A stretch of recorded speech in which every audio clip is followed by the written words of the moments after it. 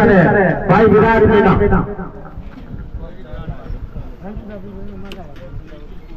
नमस्कार दोस्तों, जैसा कि आज आपको पता है कि जो सर्व समाज की मीटिंग जिस वजह से की गई है, आप सभी को यह भी पता होगा कि जैसे समरावता गांव के अंदर पुलिस प्रशासन के द्वारा जो अन्याय हुआ था, जो अत्याचार हुआ था, ऐसा अत्याचार कभी कहीं नहीं होना चाहिए। इसीलिए ये सर्व समाज की मीटिंग आज इस बरवाड़ा में होने को जा रही है।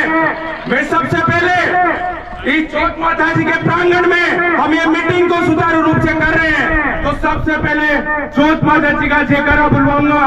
आप सभी जितना आप में ताकत है, जितना आप में जोश है, जोश के साथ में जोश चौथ माता जी का जयकारा जरूर लगाना है। तो बोलो चौथ माता की, बोलो चौथ माता की, बोलो चौथ माता की।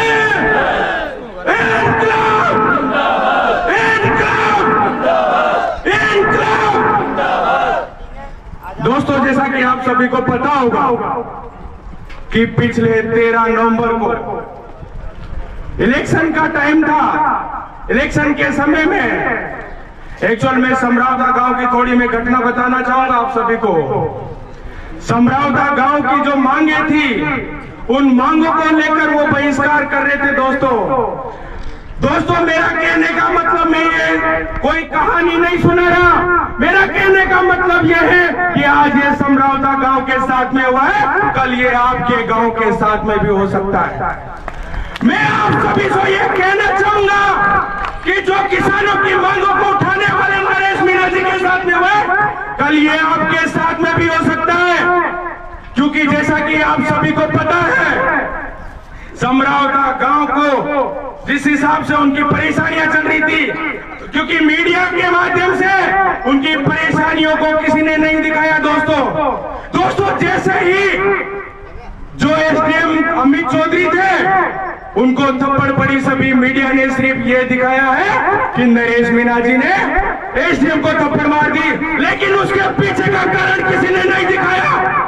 अरे आखिर क्यों एसडीएम को थप्पड़ पड़ी थी, आखिर क्यों नरेश मीणा जी को ये करने पे विवश किया गया है, आप सभी को जैसा कि मैं बता देता हूं। आप अलग अलग भिन्न भिन्न गांवों से आते हो।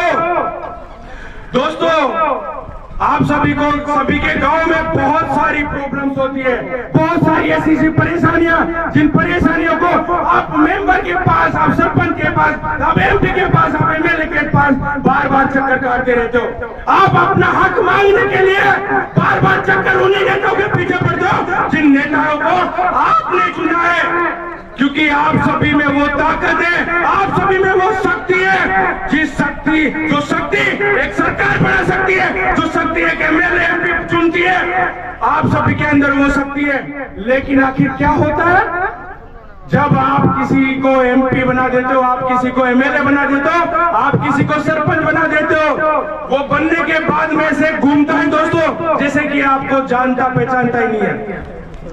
क्योंकि आप सभी को यह भी पता होगा कि अगर बार बार हम हमारी मांगे उनके पास ले जाते हैं, हमको बार बार चक्कर कटवाते हैं, वो वही नेता है जिनको हम सभी ने मिलकर इतनी मेहनत करके उनको बनाया था। क्या उनका इतना हक नहीं है? क्या लोगों की जो परेशानियां उसको सुनने का हक नहीं है? समरावता गांव के लोग बार बार जो हमारे एमएलए साहब थे उनके पास चक्कर काट रहे थे, क्या उनका फर्ज नहीं था कि उनकी परेशानियों को ज्यादा से ज्यादा जल्दी उसको परेशानियों को सोल्व करे? क्या उनका फर्ज नहीं था कि जो गरीब किसानों के साथ में जो खाद की परेशानी आ रही है उनके बारे में वो दो शब्द बोले? लेकिन वो एमएलए बनने के बाद में ऐसे हो जाते हैं जैसे कुर्ता पजामे के नील जलाकर किसी को देखते नहीं है वो, क्योंकि ये कौन है? ये वही किसान है जिन्होंने इतनी मेहनत के साथ में आपको बनाया है। उनका फर्ज होता है कि गांव की परेशानियां सुने, लेकिन ऐसा नहीं हो रहा था। आज भी मैं ये बोल रहा हूँ कि बहुत सारे गांव के अंदर अगर कोई भी चाहे समाज का आदमी होगा, चाहे किसी भी समाज का आदमी होगा, अगर वो सच के लिए लड़ रहा है तो उसको ही जो गांव में ठेकेदार बनने पड़ते हैं, उसको टांग पकड़कर खींचने की कोशिश करते हैं, उसको दबाने की कोशिश करते हैं। ये वो ठेकेदार है जो पार्टियों से पैसे जेब में भरते हुए नजर आते हैं। मैं जो भी बोलता हूँ मैं सच बोलता हूँ और सच के लिए ही आज ये मीटिंग का शुरुआत हुई है। मैं चाहूंगा कि अगर सच के लिए अगर कोई आवाज उठा रहा है तो उसको एक समाज के लिए आवाज नहीं उठा रहा। दोस्तों, गांव के अंदर सर्व समाज के लोग होते हैं, गांव के अंदर सर्व समाज सभी जाति के संग भिन्न भिन्न धर्मों के लोग होते हैं, लेकिन उन सभी के लिए वो आवाज